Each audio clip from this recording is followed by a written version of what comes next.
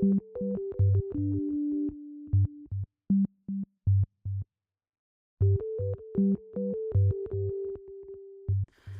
everyone. It's almost tradition now that every time there's an orchid show nearby, we go and film the orchid displays. You can even check the video that we made of them in our channel. And then of course we can't help but do a little shopping. And this time the shopping wasn't so little.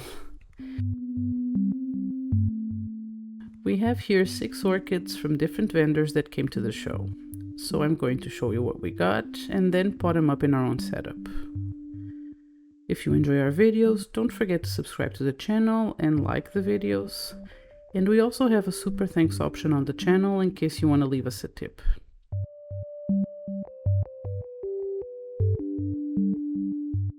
So the first orchid we have here is labeled Maxillaria sanguinea variety atrosanguinea.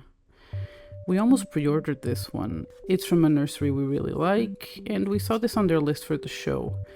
But we could not figure out what the flowers are supposed to look like. The pictures online vary from the darker flowers we really liked to lighter looking ones that are very similar to the Maxillaria tendifolia, and we already have that one. My theory is that the lighter ones are the Maxillaria sanguinea, and the atrosanguinea, even though some websites refer to it as a separate species, is just a darker variety. But if you look online, you can find all combinations of these two flowers under those two names. Either way, when I saw it on the vendor's bench, I love the look of the plant so much, I decided to get it either way. It's tall and grassy, just like the tendifolia, but the pseudobulbs are much smaller and rounder, and it makes it an even cuter plant. It came potted in the Nurseries orchid mix, and they use a substrate that's very loose with a lot of inert materials, so that's really not going to work for us. We have our Maxillarias in a lot of sphagnum, and still it's hard to keep them hydrated.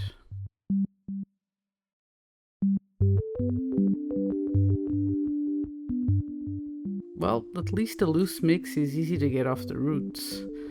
Except in this case the plant is in its growing roots phase, so it's hard to get every little piece of bark without ripping the roots. I've already damaged a couple, so the best thing to do is to leave it as is and pot up the root ball with some bark still attached.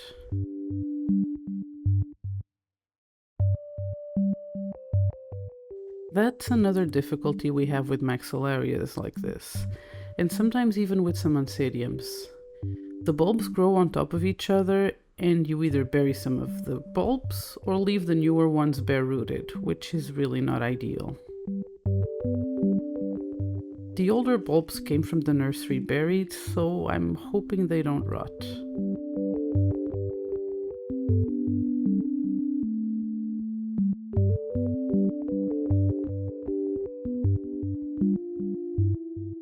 I'm using bark and sphagnum, and I think I ended up not placing enough sphagnum in the mix, but I'd rather add more later than rotting the plant.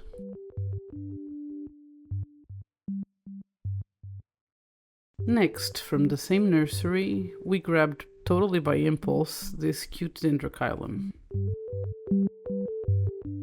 These days they've been reclassified as a coelogyne, but I prefer to use the old name to distinguish them from all the other coelogynes.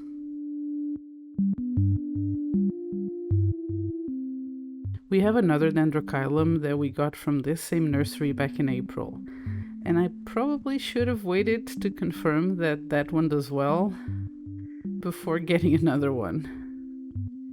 But I really can't resist these small grassy plants, in case you hadn't noticed. They are just so cute to me. The leaves are browning in the tips a little, so we might just need higher humidity. After we got home and I got the chance to research it properly, there isn't much information online about it, but some sources say it likes it on the cooler side of intermediate temperatures. So we're gonna have to see how that goes here. I think at some point I really want to delve into the high humidity, lower temperature minis, like the gorgeous pleurothalids I see in videos, but I have no idea how to get into them. If you have experience with these type of orchids, let us know some easier species to start with. Maybe some that wouldn't require a terrarium, or if they do, how do I go about starting that?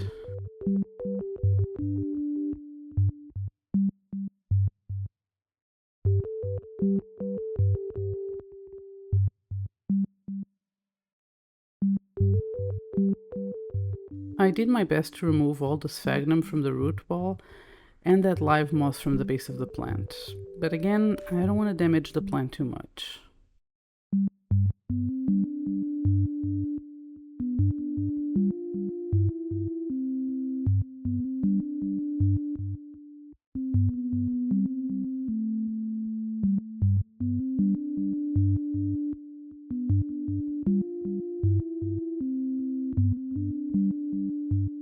For this one, I'm using a smaller grade of bark and sphagnum. It seems to be a mix that works well for these types of orchids, I think.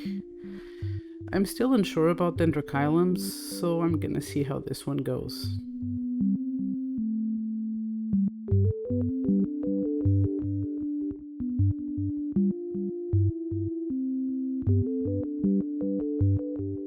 Another orchid that we got purely because of how different the leaves look is this Dockrillia, that get its name from literally looking like a tongue.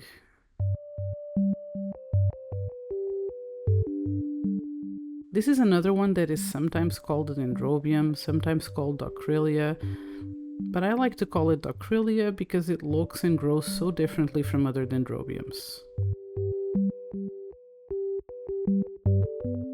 The flowers look very similar to another Dockrillia that we already have, but I couldn't resist how weird the leaves are on this one. I really need to make another video about all the orchids we grow just for the foliage, because we have so many more of those now.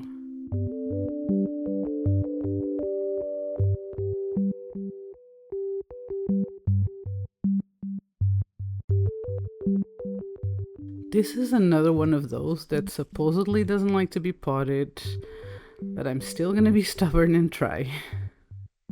It seems really stuck to this piece of wood, so I'm going to try and carefully remove the roots from the mount. And if it doesn't work, I guess I'll try to place it in a pot with a chunk of wood and all.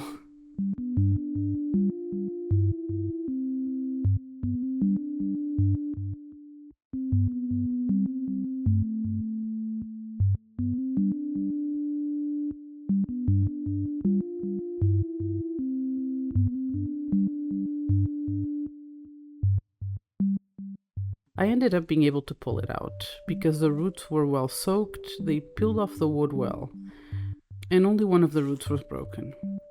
It did come with some dead roots that I just cut off.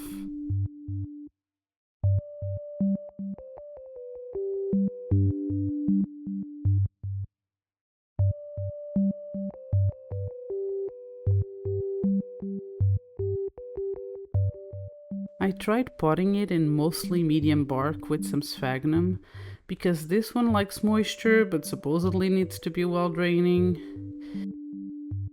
It got really wobbly in the pot, apparently another big no-no for this plant, so I decided to use finer bark on the top layer to try and make it more stable.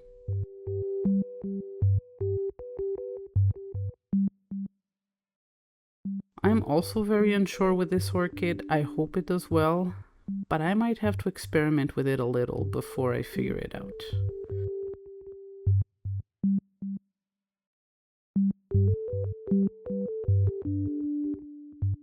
Next we headed for the Pantropica stall, that usually has some really cool Bulbophyllums, and this time it also didn't disappoint. The first that caught my eye was this Bulbophyllum romyi. I'd never heard of it because it's a really new species in cultivation. It was just described in 2015. It looks similar to Bulbophyllum fascinator, But the flowers are supposed to be even bigger, so that's awesome. I love how the flowers vary between silver and purple. The substrate in the pot seems to be really spent, so I'm glad we're repotting them now.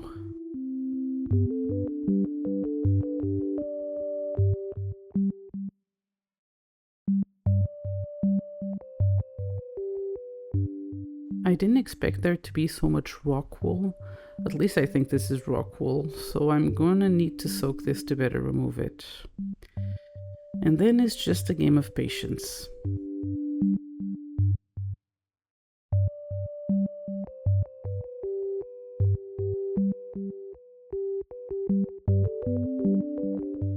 I'm gonna pot it like I have all our other Bulbophyllums lately, in a self-watering pot with bark and sphagnum.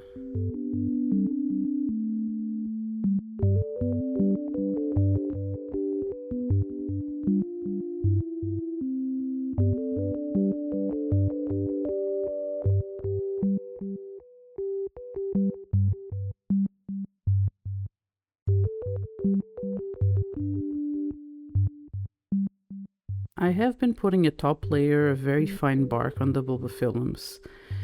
Because they have such a rambling, long rhizome growth pattern, there's a lot of uncovered surface in some of the pots, so a lot of algae forms, and it just looks slimy and unappealing. I also think it degrades the sphagnum faster, so I'm doing this to hopefully fix that.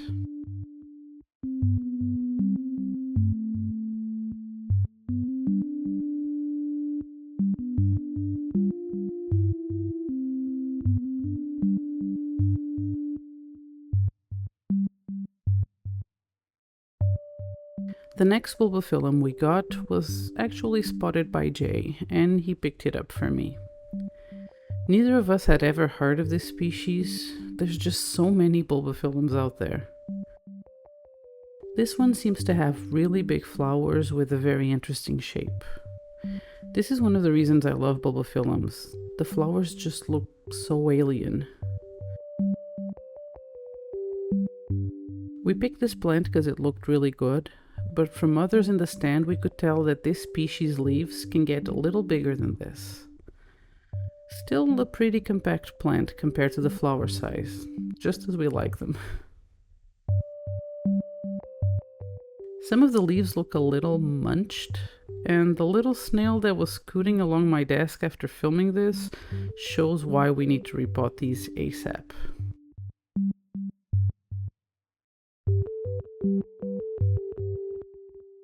Even though it's a tall pot, most of the roots are short. And we're going to have to soak this root ball as well, because of that rock wool.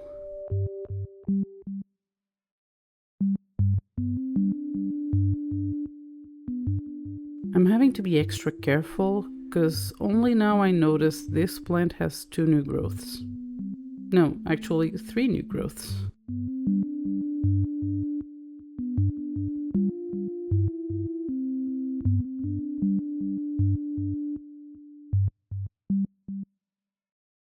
While removing the rock wool, the plant started to split in two, and I realized there are 2 individual plants piggybacking on each other. So that's going to make potting it up much easier.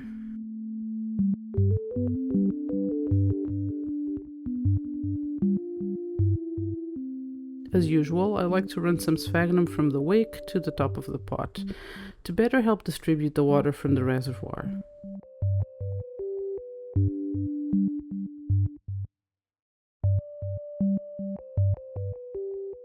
And I did say that having the 2 separate plants makes it easier to pot up, and it does because the roots are all on the same level now, but it does make it so that it takes forever to adjust the bark and the sphagnum around the 2 plants.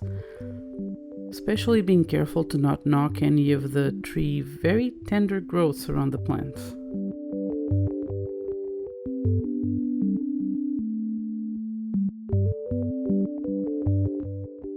I finally managed to get them settled, and I finished it with the fine bark on top again.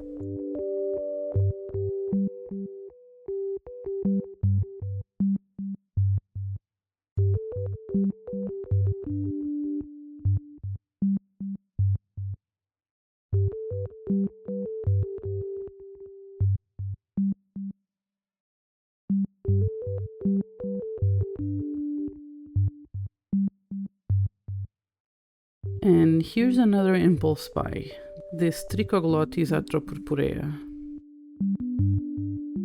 I have been enamored with this species ever since I saw it at another orchid show, but I know it grows really tall, so I never sought it out. But there it was, at a good size, looking straight at me. I told the vendor I love this one, but it grows too tall for my setup, and she said, well, you can always cut it when it gets too big. That's all it took for me to buy it. So now we have this beauty. For now it fits on the shelves, and we'll worry about logistics later. She's a Vanda-related species, so I will grow it in very loose, chunky substrate. Right now it's a little dehydrated, so I'm glad I'm about to pot it up.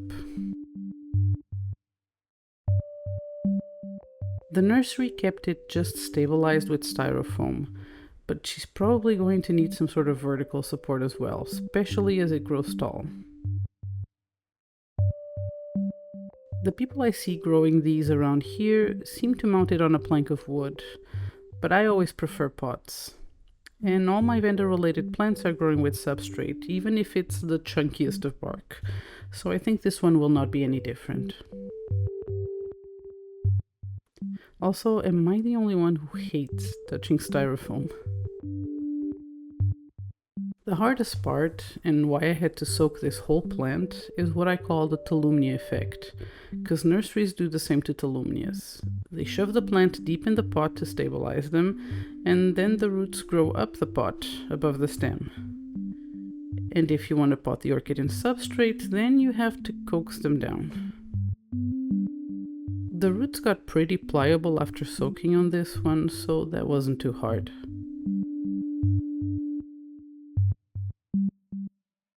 I used this really large bark I got from Rolke years and years ago. I don't know where he got this bark, but it's so hard and dry that it lasts forever, so it's great for Vandas.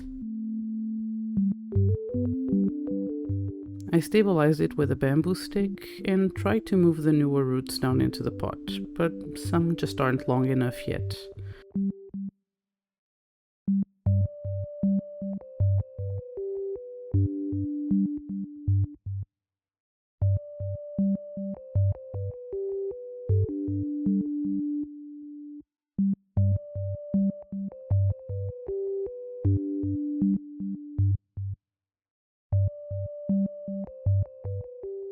And that was our orchid show haul.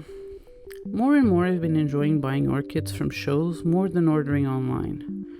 When I make an online order, I end up not being able to edit the shopping cart, and using the shipping as an excuse, I end up with a lot of new orchids at once.